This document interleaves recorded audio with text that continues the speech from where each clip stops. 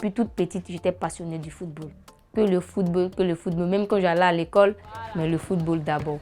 Aux années 2009-2010, j'ai intégré une équipe de football féminin qui était le Stella Club d'Adjamé. Et doucement, on a fait notre montée en D1.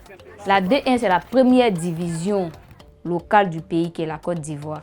Donc c'est comme les garçons de Barcelone sont en D1. Bon, à notre époque, on n'avait pas d'argent. Moi, je me rappelle, quand j'étais encore au Stella, on nous donnait 150 francs comme transport pour la maison. On avait toujours l'amour de ce sport-là. Donc, quand on nous paye ou pas, nous, on veut gagner.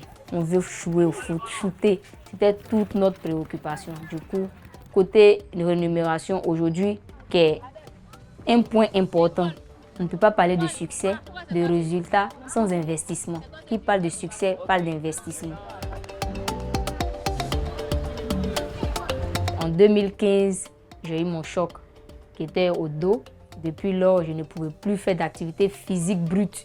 Du coup, j'étais obligée d'abandonner le football.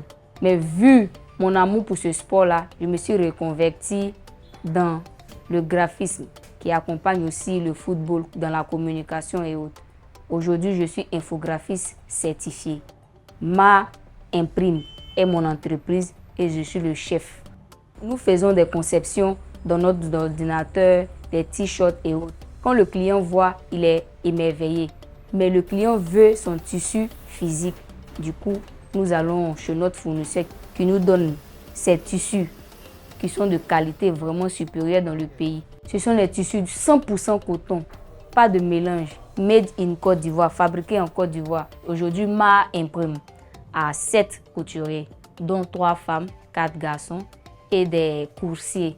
Les femmes qui travaillent chez moi aujourd'hui, ce sont des femmes qui étaient là, désespérées, croyant qu'elles n'ont plus d'utilité dans la société. Elles ne sont pas passées par un dépôt de CV, demande d'emploi, non.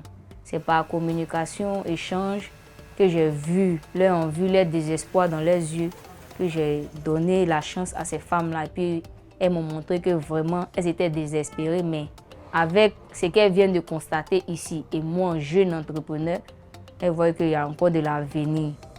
Du coup, elles se mettent au travail quotidiennement, elles sont à l'heure, ponctuelles, et puis tout va bien.